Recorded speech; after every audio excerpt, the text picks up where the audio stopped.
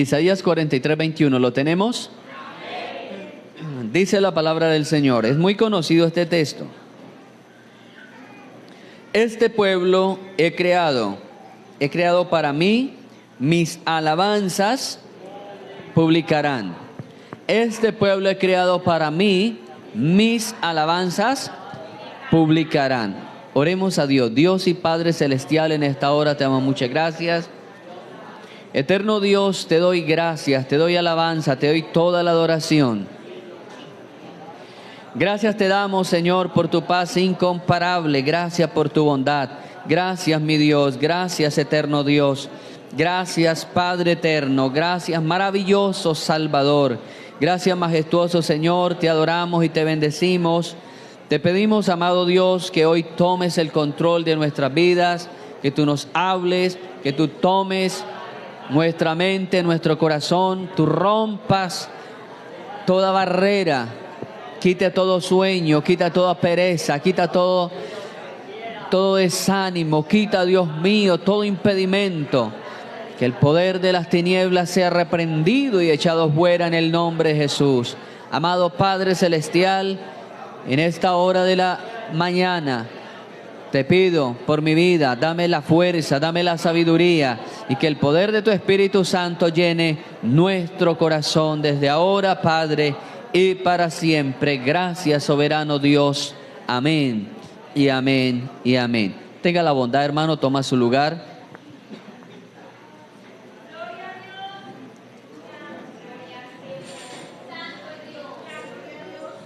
Vamos a compartir bajo el tema el poder de la alabanza en la iglesia.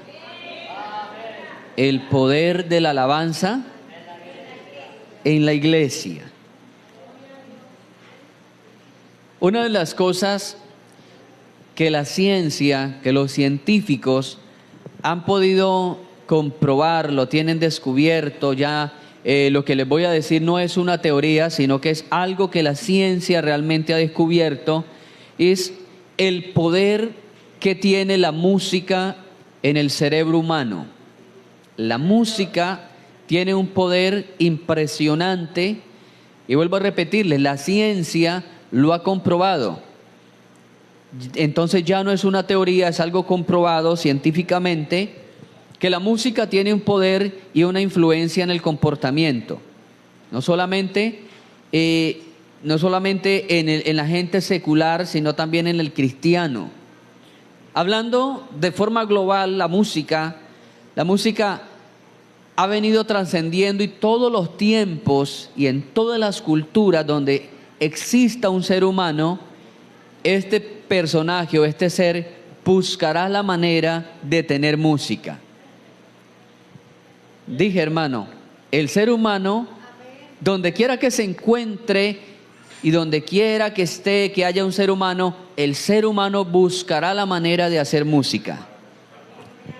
Eso no interesa si hay energía, no interesa si es una cultura muy desarrollada o una cultura subdesarrollada.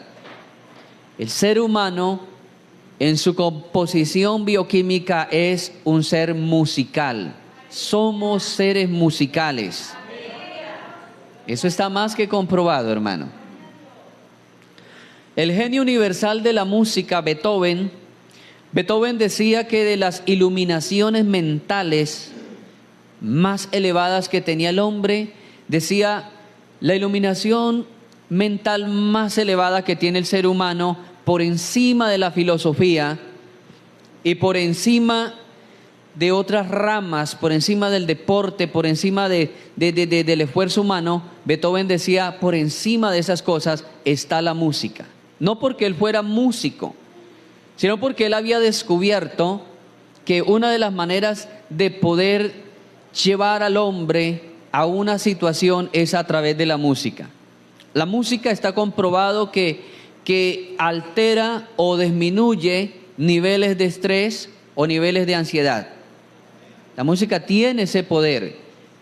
De hecho, experimentos recientes han sido con animales y han descubierto que algunos animales dan una mejor productividad utilizando cierto tipo de música. en Alemania, hicieron experimentos en unos cuartos que los adecuaron como establo, y esos cuartos fueron allí, los llenaron con vacas tipo leche, y les colocaron en uno de los cuartos, colocan música clásica, música muy suave, música de instrumentos clásicos, y luego colocan en otro establo otras vacas y las colocan con música alterada, música electrónica. Y la sorpresa es que el establo donde están las vacas con música clásica dieron una mayor productividad de leche que las que estaban en los cuartos donde tenían música electrónica. Pero luego dicen, vamos a hacer un cambio. Las vacas que estaban en el corral de la música clásica la vamos a llevar al corral de la música electrónica. La llevan, la sostienen las mismas horas y se dan cuenta que no es el número de vacas ni las clases de vacas que están encerradas en un lugar y otro, sino es la influencia de lo que las vacas están escuchando. Es esa influencia. Han inventado en algunos países, especialmente del continente europeo, han inventado tipos de audífono para colocarle a algunos animales, para que el animal tenga una mayor productividad. Y le ha dado un resultado excelente, excelente, excelente, excelente. Cuando nosotros vamos a los dichos de las personas, vamos a encontrar dichos, hermanos, que tienen un peso tremendo por el tipo de persona que lo dijo.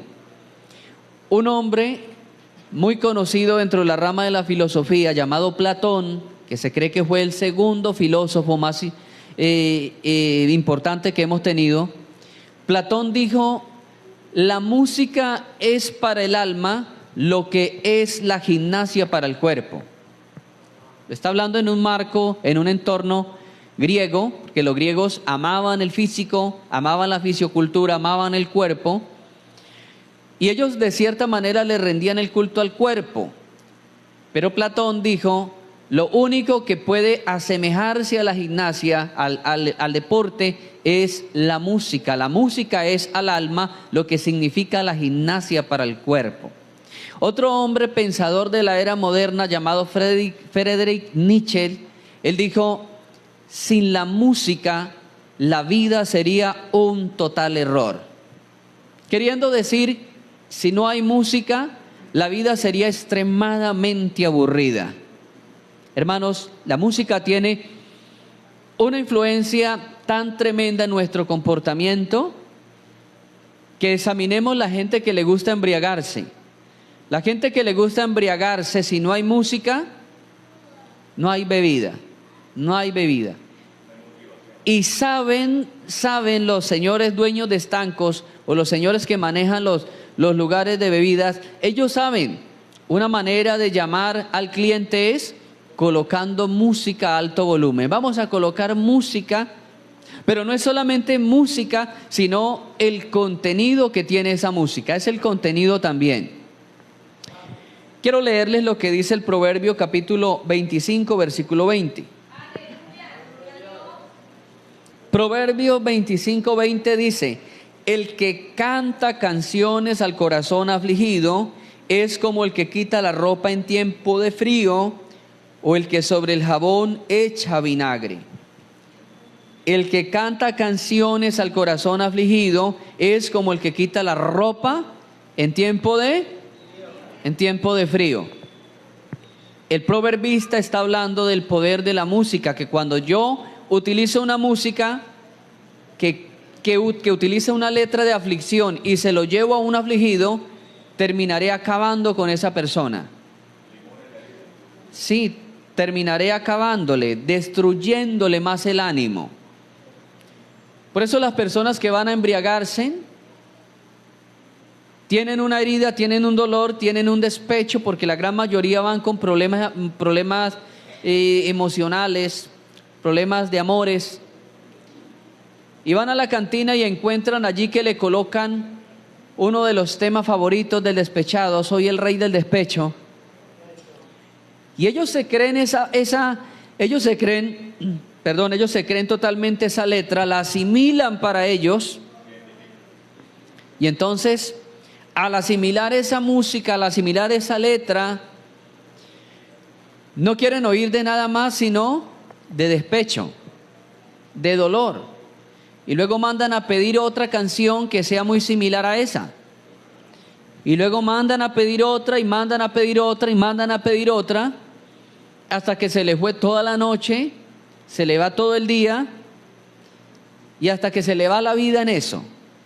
Porque la música los tiene capturados. El que canta canciones al afligido es como el que le quita la ropa al vecino en tiempo de frío. Allí está el efecto. Tanto que muchas personas que se han suicidado han descubierto que antes de suicidarse estuvieron escuchando cierto tipo de canciones, y esas canciones tenían una injerencia precisamente al poco valor de la vida, que la vida no valía nada, que era un estorbo, que si uno no existe lo mismo da. Muchas personas se han quitado la vida y antes han descubierto eso. Estuvieron escuchando un tipo de música que alimentó ese dolor, que alimentó ese vacío existencial. ¿Saben, hermanos, que hay un personaje que fue director en el cielo de la alabanza?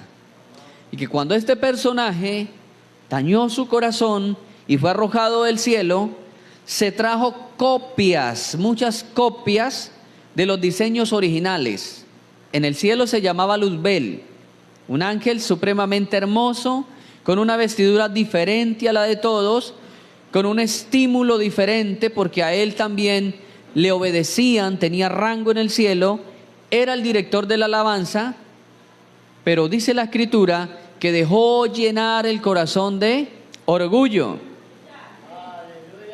¿Cuál fue el pecado original? La gente dice la desobediencia del huerto del Edén. El pecado no comenzó en el huerto del Edén.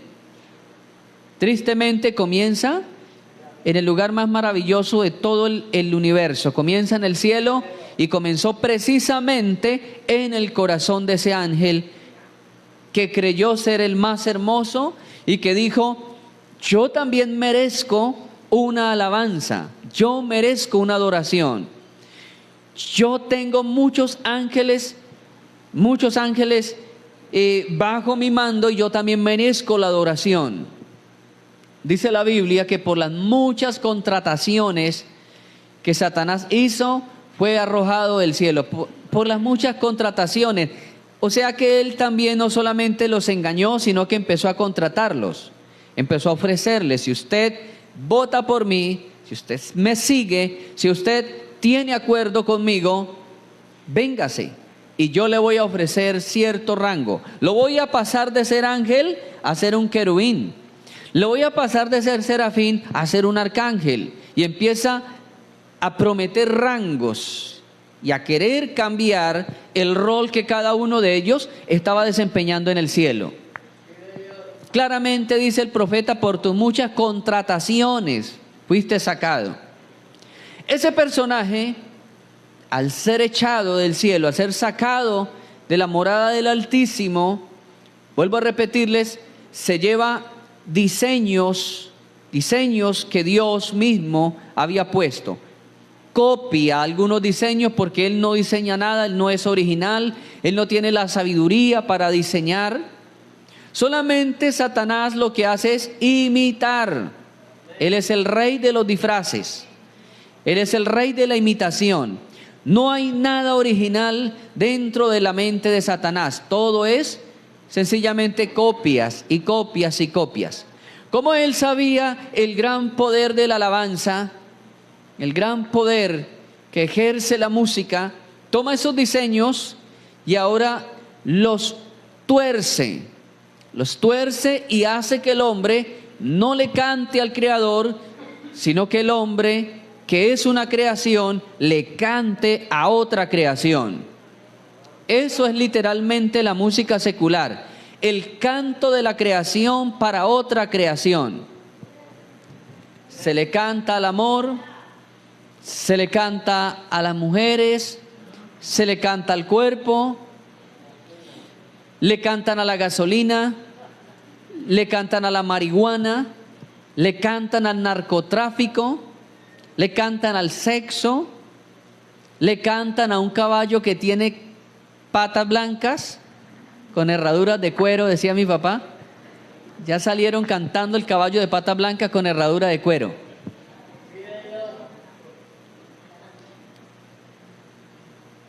Y el hombre torció su mente tras de la música que Satanás ha corrompido. El hombre se ha ido detrás de la música al punto que se ha vuelto una atadura dentro de muchos seres humanos. Porque la gente dice, yo he hablado con muchas personas que dicen, me fascina todo lo que tiene que ver con el camino de Dios. Logré dejar el vicio, logré dejar el trago, logré dejar muchas cosas, pero mi gran atadura es la música. La música me persigue. La música está por todos lados y efectivamente, hermano, la música está por todos lados. Las etnias indígenas que no tienen energía, ni baterías, ni organetas, ni nada de estos arreglos electrónicos, entonces se fabrican, toman un tronco, le vacían, sacan la corteza del tronco, le tiemplan unos cueros secos, unas pieles de animales a ambos lados y ya fabricaron un tambor. Y hacen música con la boca y hacen música con las manos. Pero ¿cuánto de esa música, hermanos, está adorando a Dios? ¿Cuánta de esa música está adorando a Dios? Algunas de esas músicas, algunas de esas letras nombran a Dios, pero hay que saber y hay que ser inteligente. ¿Qué tipo de Dios está hablando ahí? Si es el Dios con D minúscula, es un Dios falso, y si es el Dios con D mayúscula, es el Dios verdadero.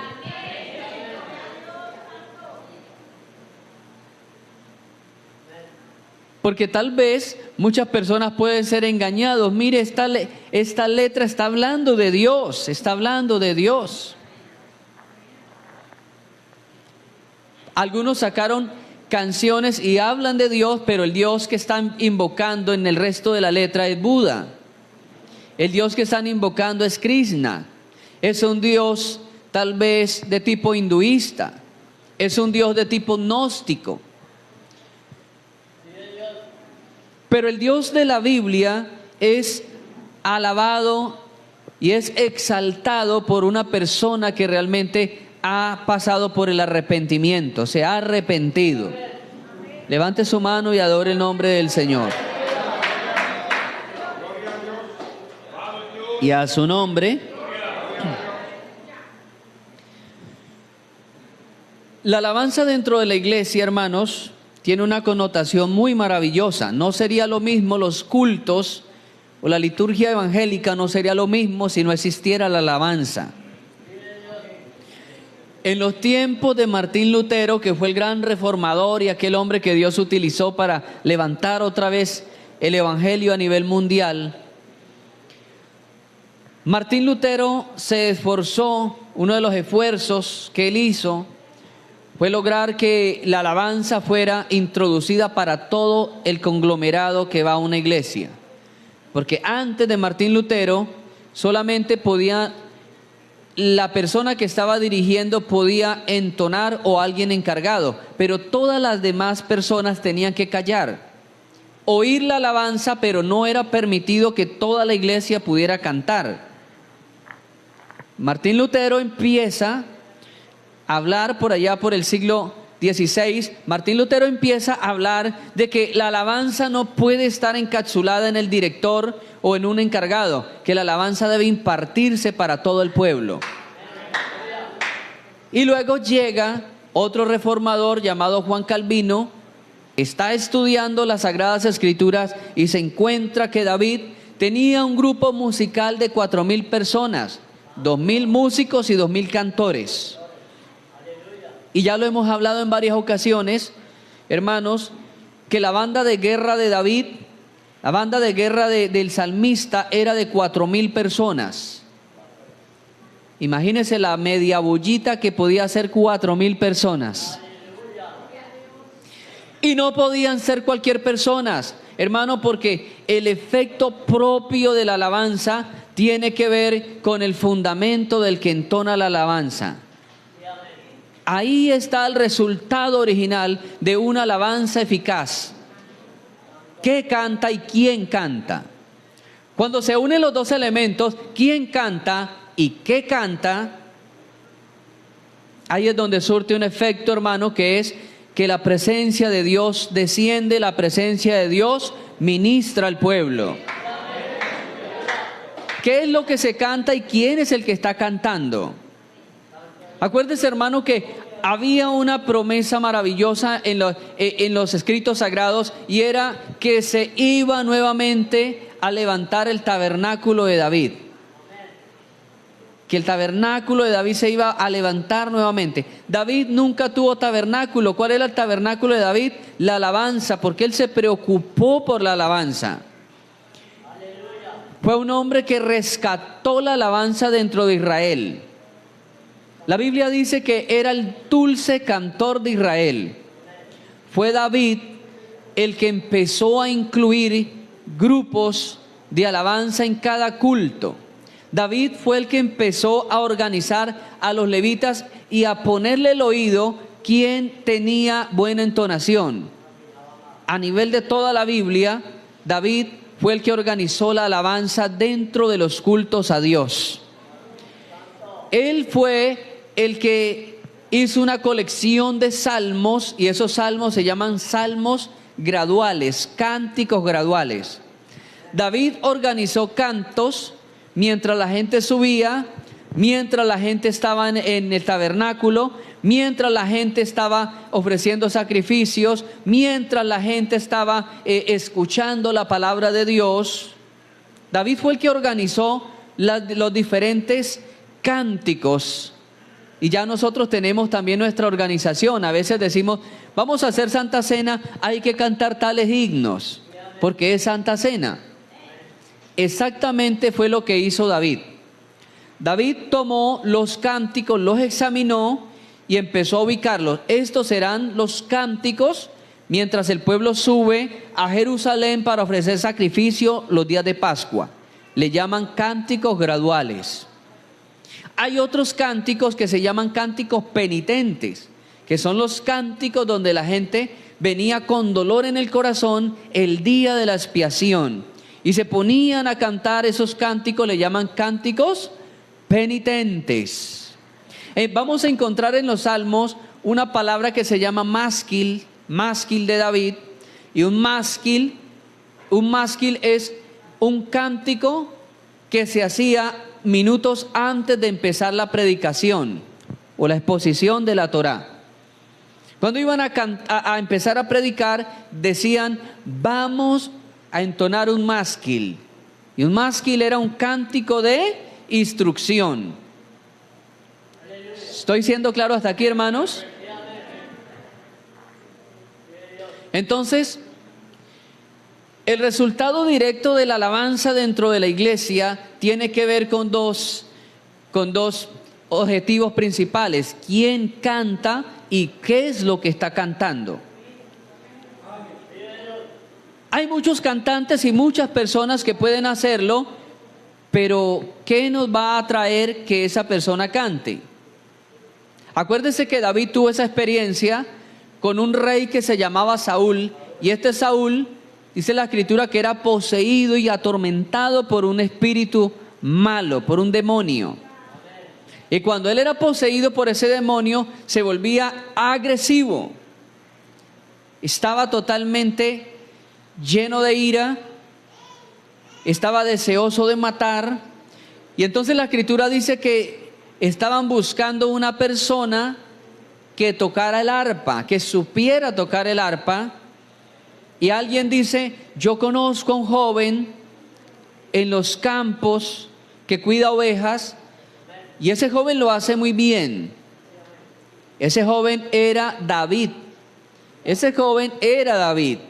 Era un adolescente de algunos 15 años que tocaba el arpa y que estaba allí contento y que adoraba a Dios en el campo. Y las Sagradas Escrituras dice que cuando David tocaba el arpa delante de Saúl, dice que el espíritu que tenía Saúl se aplacaba, salía, lo dejaba libre. Ahí estaban los dos elementos: quién era el que lo tocaba y qué era lo que tocaba. Y ahí vemos una influencia y un poder maravilloso, porque el demonio salía con la alabanza, porque era un hombre que había preparado su corazón para adorar y exaltar a Dios. Su corazón estaba limpio y su alabanza salía limpia también. Había un efecto allí en la alabanza. Hay una historia, y es la historia de un rey llamado Josafat, en el segundo libro de los Reyes. Ubíquese, hermano, en el segundo libro de los Reyes, capítulo 3, versículo 9.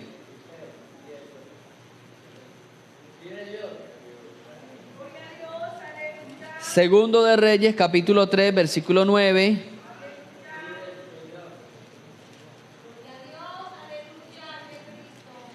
Dice de la siguiente manera,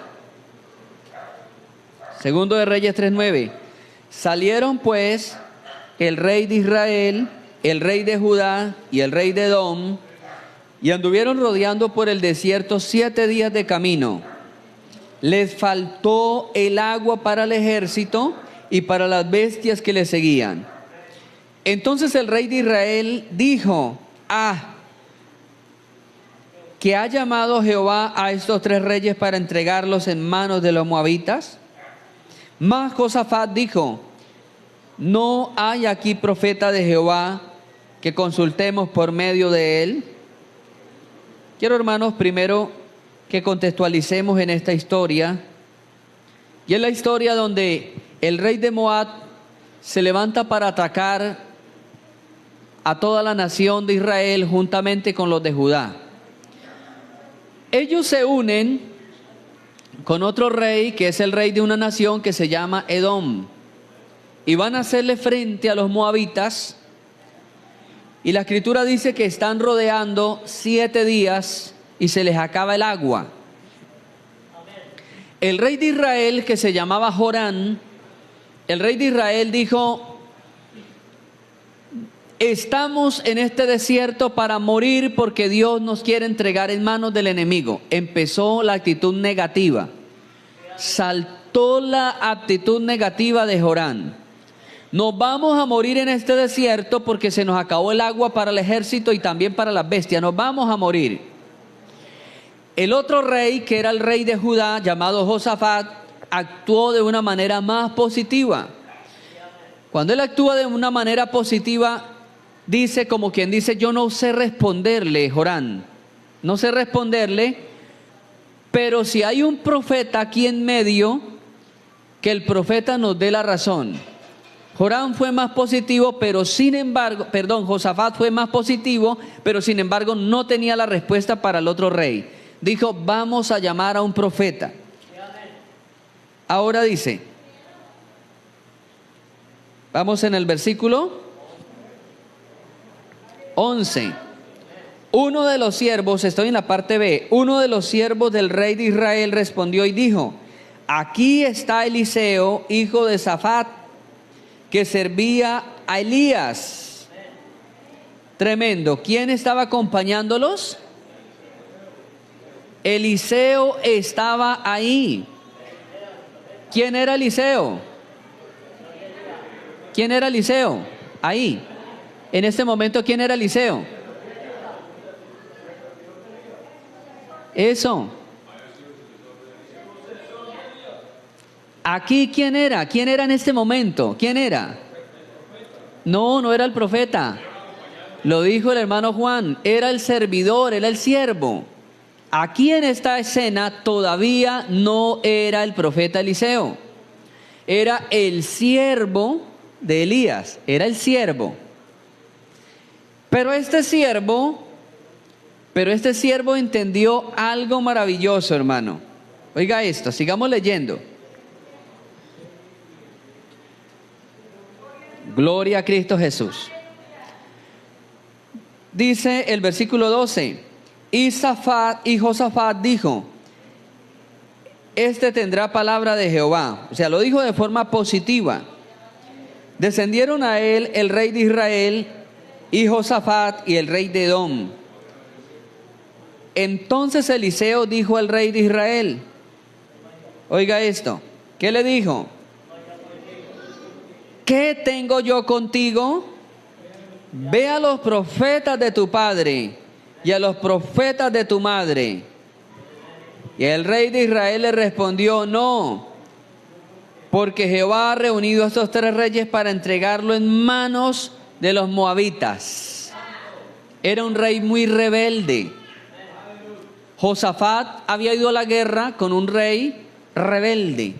Se había unido 2 reinos, 2 naciones, pero lastimosamente el rey de Israel, que se llamaba Jorán, no entendía, no se comprendía espiritualmente con Josafat. Josafat era uno de los reyes buenos, pero Jorán era uno de los reyes malos que se habían levantado allí. Y hay algo ahí, un concepto bíblico, hermanos, y es que la Biblia dice que 2 no pueden andar si no están de acuerdo. Y aquí estaban 2 andando que no estaban de acuerdo. Josafat era un rey espiritual y Jorán era un rey carnal. Mire que cuando Eliseo lo ve, Eliseo ve al rey Jorán y de inmediato le dice, ¿qué tengo yo contigo? Vuélvete a los dioses y a los profetas de tu padre. O sea, decía Eliseo, le quiso decir, nunca ha consultado usted a Jehová. Y mire la respuesta que le da Jorán. La respuesta que le da Jorán es, su Dios nos metió en este desierto para entregarnos. Ahora la culpa viene a ser de Dios. Su Dios nos metió en este desierto para castigarnos. No entendió que habían cometido errores tácticos, se habían ido por una ruta demasiado larga. Normalmente, oiga esto, hermano, normalmente los reyes que iban a la guerra buscaban siempre la ruta hídrica, la ruta cercana a un río o cercano a un arroyo. Ellos no se metían en línea recta al desierto porque sabían que una de las pérdidas grandes en la guerra era caminar por lugares que no habían agua. ¿Hasta aquí soy claro, hermanos? No reconocieron, o en este caso el rey Jorán, no reconoció que se habían extraviado del agua, que habían tomado una ruta peligrosa. Y ahora dice, el que nos metió en esta situación es su Dios. Su Dios nos metió en esta ruta para entregarnos a los enemigos. Le lanza que golpe el rey de Israel a Eliseo. Pero oiga esto.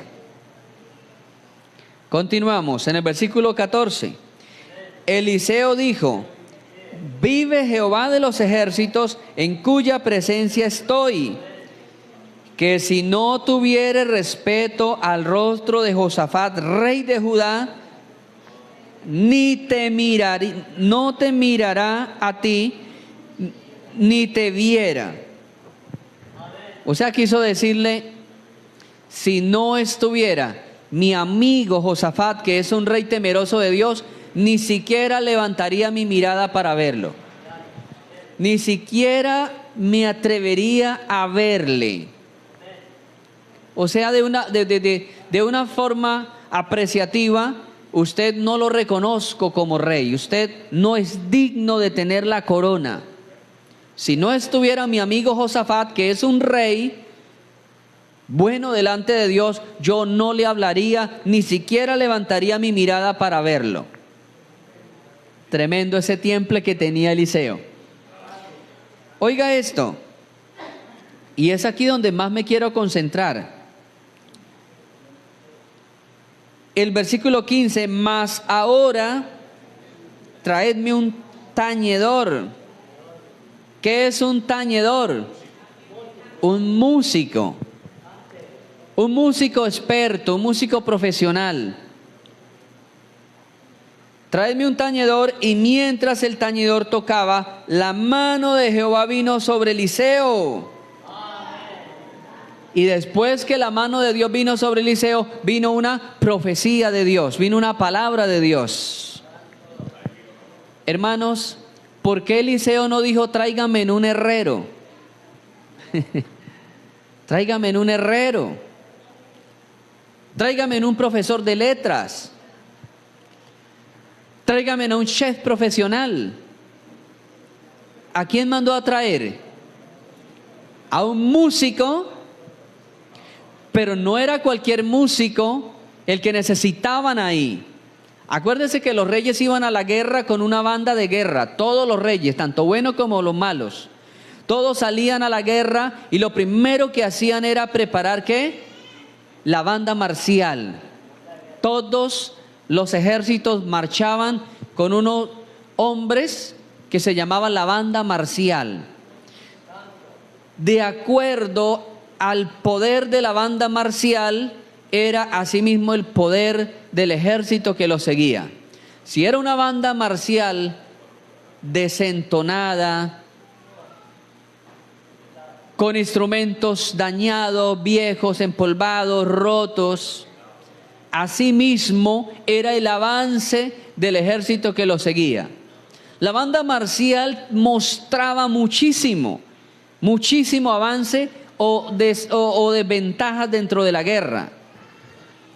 Instrumentos buenos, bien tocados, músicos bien afinados, representaba que era un ejército organizado, que tenía una estructura organizada. Y uno de los músicos que iban de Judá, recuerden que la palabra Judá, el nombre Judá significa alabanza.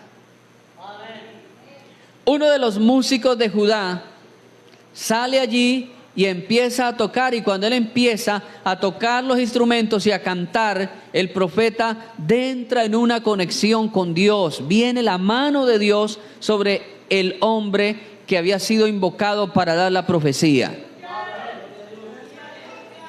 Tiene mucho que ver el que canta o el que toca en la iglesia para que se mueva la presencia de Dios. Tiene mucha relación la búsqueda de la persona que está entonando, que está cantando, que está tocando instrumentos, para que la presencia de Dios traiga libertad. Lo siente el predicador. El predicador siente, hermano, o yo lo puedo sentir, cuando hay una alabanza fluida, cuando hay una alabanza que ha adentrado al corazón del pueblo, uno encuentra una iglesia dispuesta para escuchar la palabra. Uno encuentra un pueblo que está activo, que está pendiente. Pero cuando ha habido una turbulencia dentro de la alabanza, desórdenes, y no ha habido coordinación, encuentra un pueblo turbado también.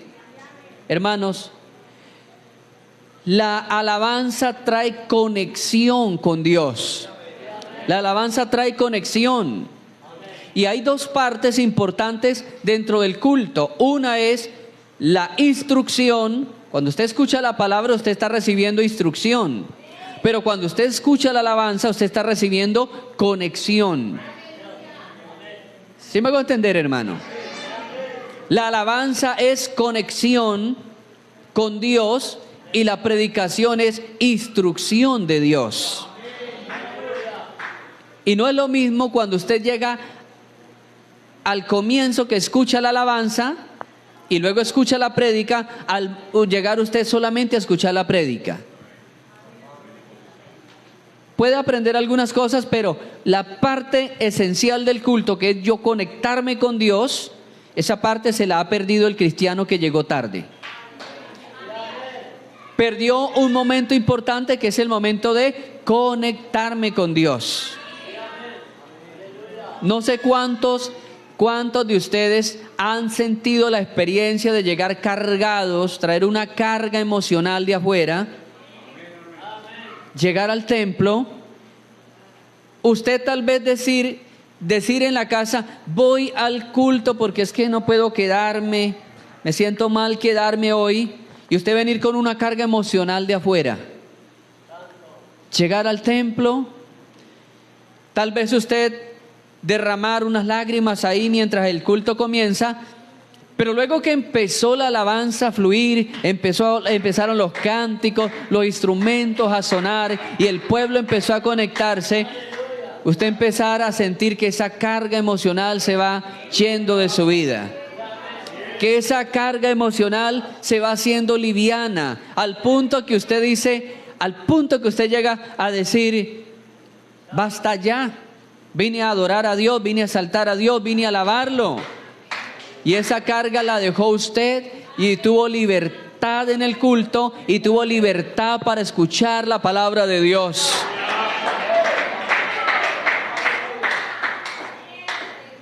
¿Qué pasó ahí en ese caso, hermano?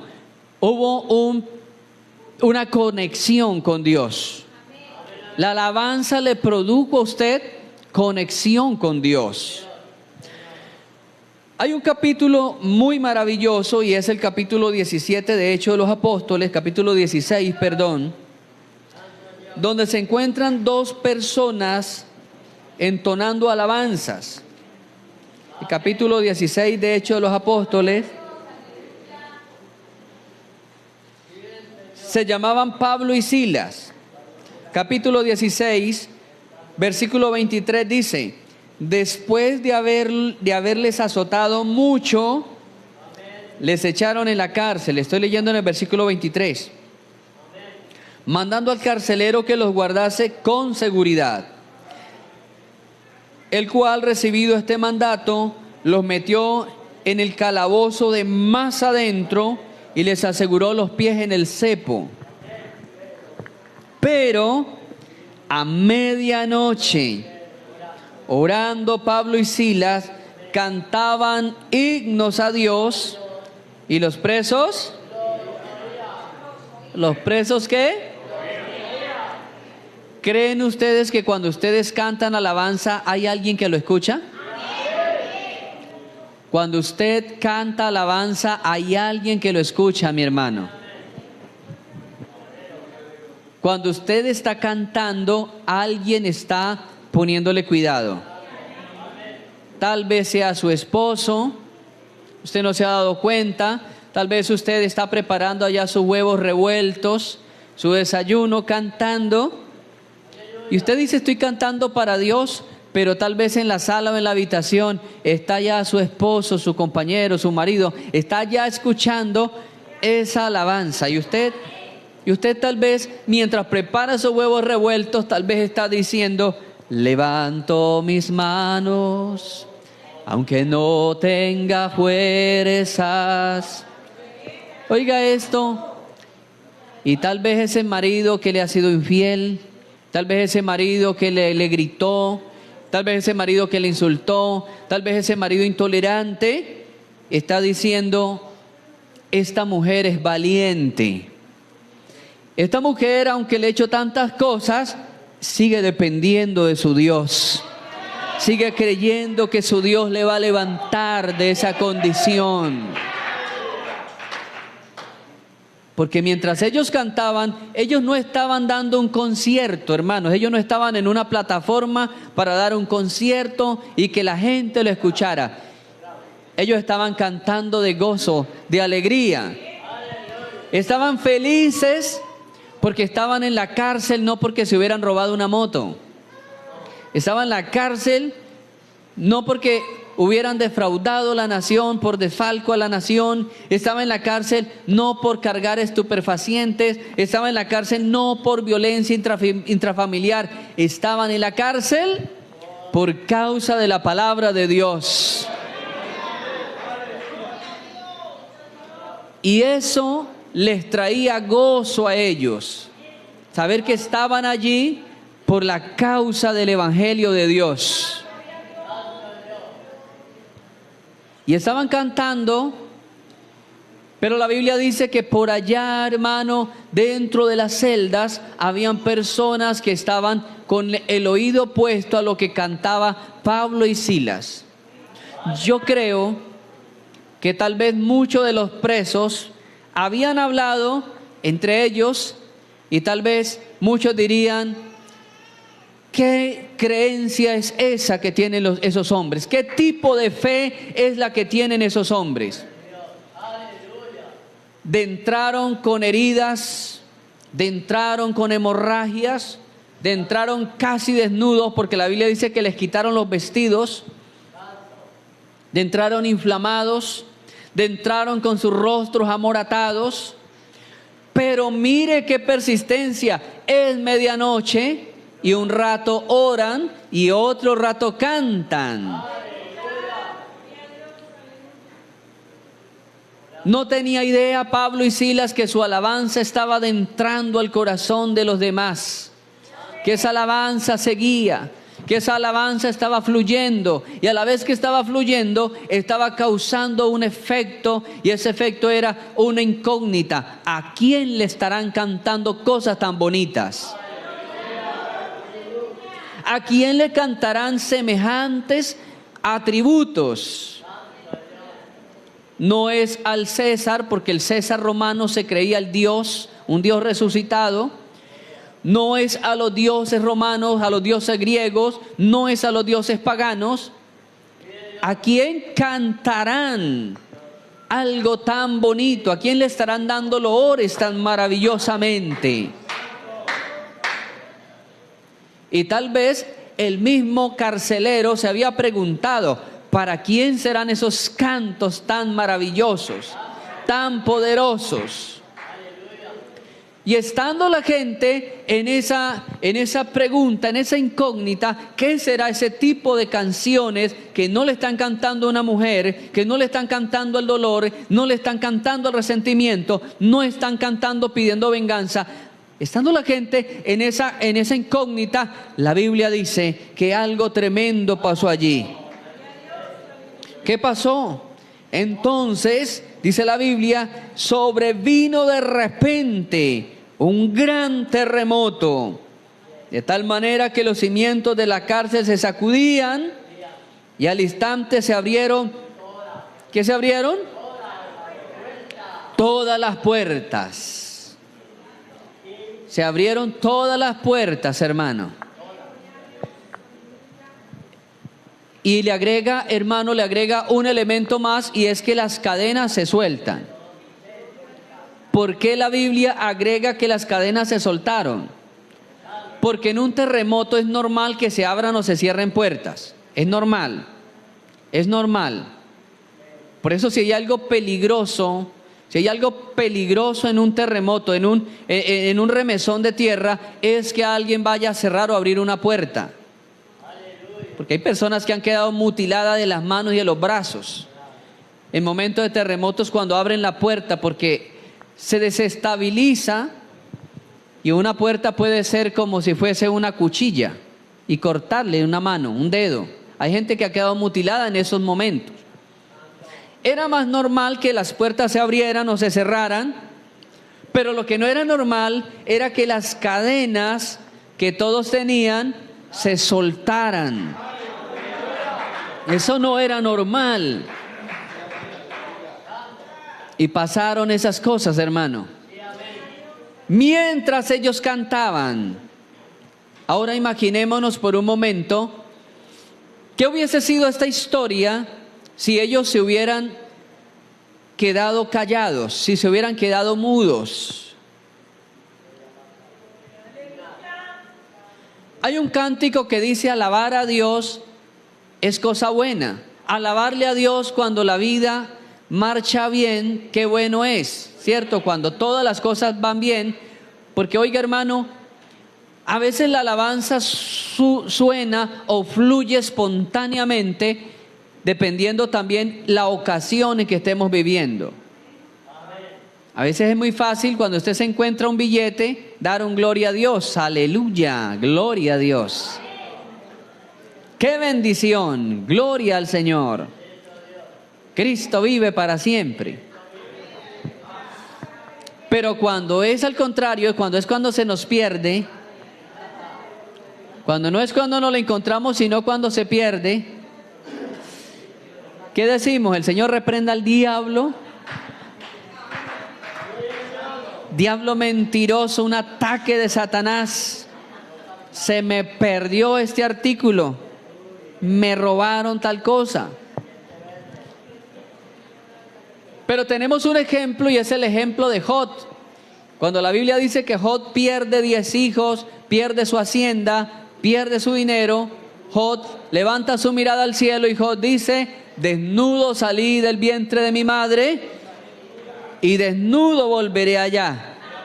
Jehová me dio, Jehová quitó, y sea bendito el nombre de Dios.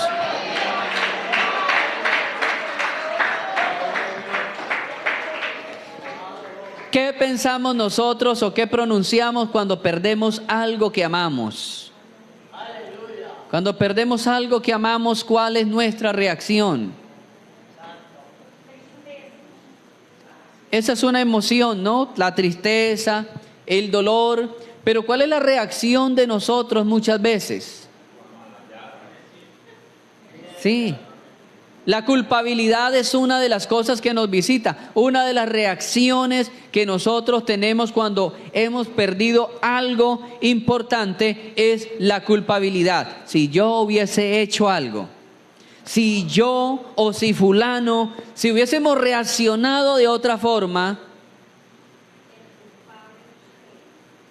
el culpable es el pastor, el culpable es el líder, el culpable es mi esposa, la culpable es la líder. Esa es una reacción. Esa es una reacción. Tal vez la emoción sea tristeza, enojo, pero la reacción puede ser una agresión, una violencia. Mire, amado hermano, Jod es alguien, hermano, que nos deja una gran enseñanza. Jod adoró a Dios cuando las cosas iban en declive. Cuando las cosas iban en pérdida, iban en picada hacia abajo, cuando la empresa iba perdiendo, y cuando él quería hacer cosas para que la empresa subiera, pero la empresa iba en declive. Jod dijo: sea bendito el nombre del Señor. Sea bendito, sea bendito. Nada ni nadie puede rebajar el valor espiritual que Cristo debe tener en su vida y en mi vida, hermano. Nada ni nadie. Dijo, el apóstol Pablo dijo: ni lo presente ni lo porvenir, ninguna cosa creada, ninguna cosa creada. ¿Y cuántas cosas vio Pablo? Pero Pablo no vio muchísimas cosas de lo que nosotros hoy estamos viendo. Sin embargo, Pablo nos dice y nos motiva que ninguna cosa creada, y hay mucha alabanza creada, y hay mucha música creada, nada de esto nos podrá separar del amor de Dios que es en Cristo Jesús. Cristo Jesús. Gloria al nombre del Señor. A su nombre.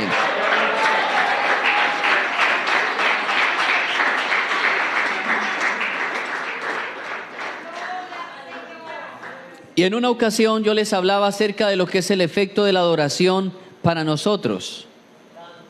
Yo les hablaba lo que es ese efecto, cómo ese efecto llega el momento en que nos da el poder de poder visualizar las cosas de otra dimensión. Cuando yo tengo una alabanza continua, no importa el ambiente en que yo esté, podré mirar las cosas que me rodean desde otra dimensión. Cuando yo soy corto en la alabanza, las cosas las estoy viendo desde otro punto de vista. El ejemplo que vimos de Josafat y Jorán. Eran dos reyes, estaban en el mismo desierto, tenían la misma necesidad, tenían la misma sed, pero cada uno observaba las cosas desde diferente ángulo. Jorán dijo: nos vamos a morir de sed, Dios nos metió aquí para matarnos de sed. Pero Josafat, que era el rey temeroso, él era el rey temeroso, dijo: no, vamos a consultar palabra de Dios. Vamos a ver qué nos dice Dios. Dios está con nosotros y vamos a ver qué dice Dios en medio de este desierto. Es la diferencia, amado hermano, es la diferencia. Hermano Benítez, présteme sus gafas un momento. Hágame el favor. Sus gafas, sus gafas.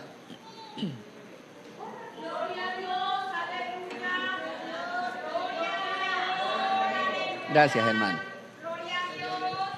Gloria a Dios. Bueno, ¿se volvió ciego el pastor? No, voy a ponerles un ejemplo. Ese ejemplo yo se lo ponía en una ocasión que hablábamos acerca de la adoración.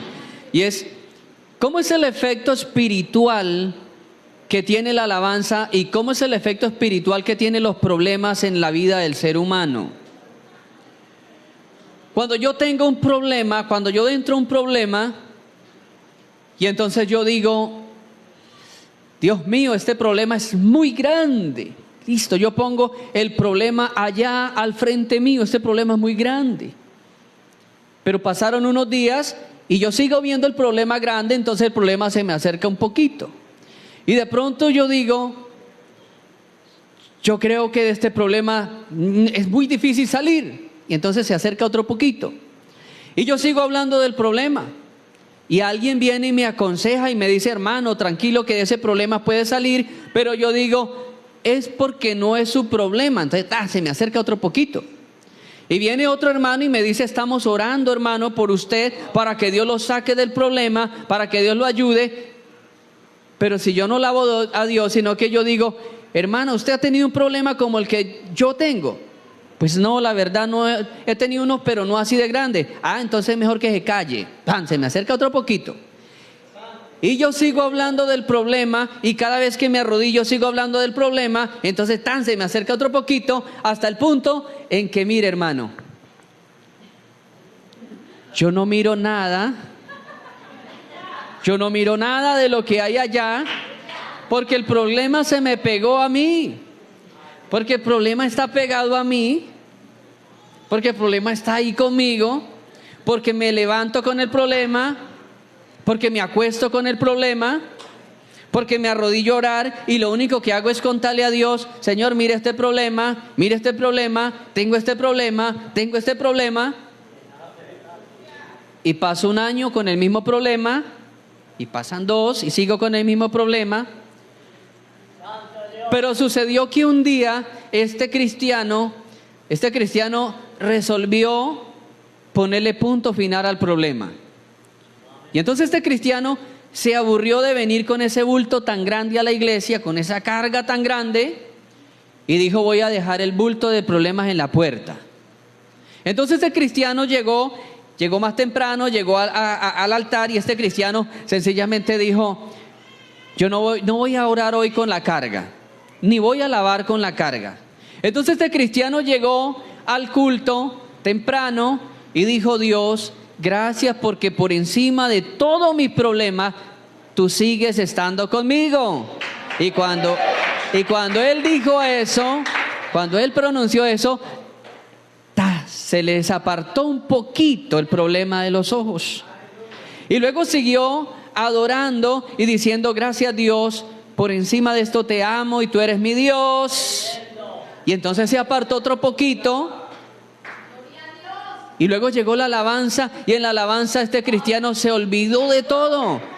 Se olvidó de su problema, levantó sus manos y siguió integrándose en el cántico con la iglesia, y entonces se separó hasta el punto en que no miró más el problema. Gracias, hermano.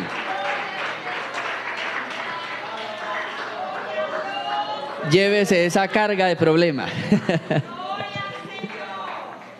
Hermano, es algo similar a lo que pasa en la vida espiritual del hombre. Cuando el hombre no pronuncia el nombre de Dios, cuando el hombre no está alabando a Dios, cuando el hombre en sus palabras no exalta a Dios, está llamando el problema cerca de él.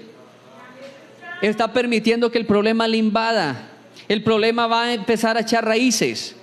No sé cuántos de ustedes alguna vez han visto los árboles que han sido abrasados por parásitos. Hay árboles en el campo que son parásitos, y hay árboles enormes que han sido asfixiados por parásitos que se le abrazan y empiezan a raizar por todos lados, hasta que el parásito acaba, elimina ese árbol, elimina. Yo he visto palmeras, en la costa era muy común que las palmas fueran acabadas, agotadas por ese tipo de parásitos. Los acaban. Los problemas terrenales son parásitos que acaban la vida espiritual. Cuando venimos a fluir en una alabanza genuina, esa alabanza funciona como un desparasitante del alma. No sé si me hago entender, hermano. Si hay algo que le duela al enemigo es que el cristiano esté en problemas y el cristiano alabe a Dios. Esa es una cachetada para Satanás. Cuando una persona entra en problemas y en vez de maldecir, en vez de echar groserías, en vez de decir despropósitos, ese cristiano sigue alabando a Dios, sigue bendiciendo a Dios, sigue exaltando a Dios. Hermano, eso es una cachetada a Satanás. Santiago en el capítulo 5 de su carta dice: si está alguno alegre, cante alabanza. Cante alabanza. Pablo le dice también a alguna de las iglesias del Asia Menor, dice que tenemos que cantar cánticos espirituales y que hay que venir con cánticos espirituales y con himnos y con salmos. ¿Cuál es nuestra jerga? ¿Cuál es nuestra forma de hablar, hermano? Los cánticos, los salmos, las palabras que adoren y que alaben y que exalten a Dios. Y recuerdo que Dios usó a mi pastor, y mi pastor usado por Dios decía: ¿por qué nosotros somos groseros? Porque practicamos mucho las groserías, porque vivimos pronunciando mucho las palabras groseras.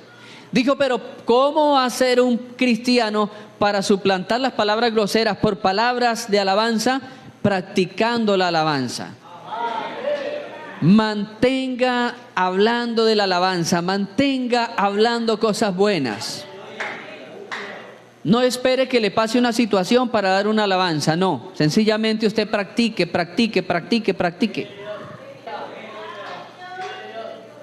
Con mi esposa tuvimos un caso estando en Medellín, creo que fue en Medellín o en Bucaramanga, Medellín. Estábamos en un restaurante y de pronto había una pareja también en discusiones, discutiendo.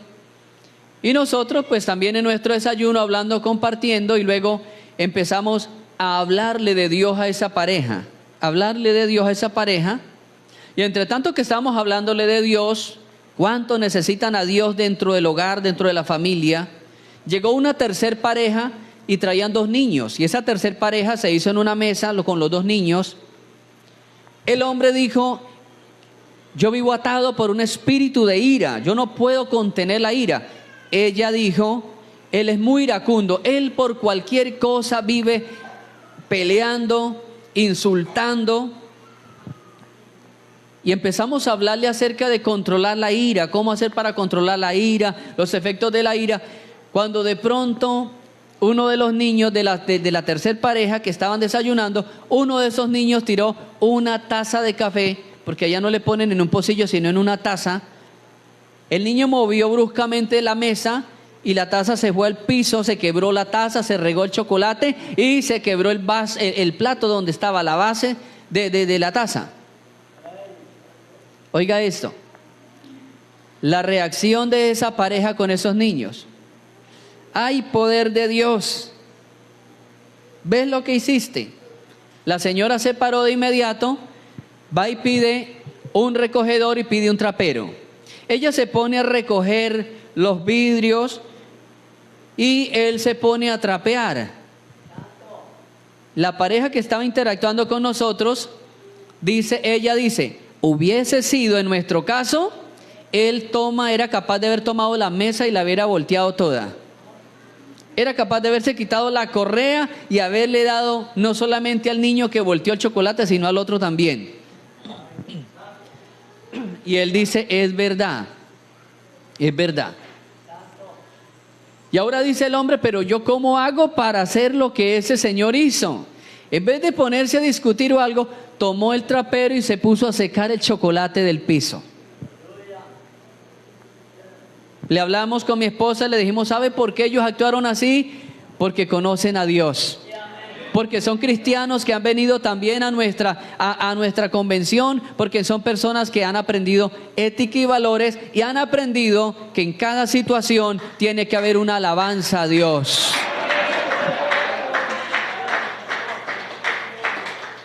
Mi amado hermano, hoy digámosle al Señor que de nuestros labios siempre salga una alabanza. En medio de cualquier crisis económica, alabe a Dios.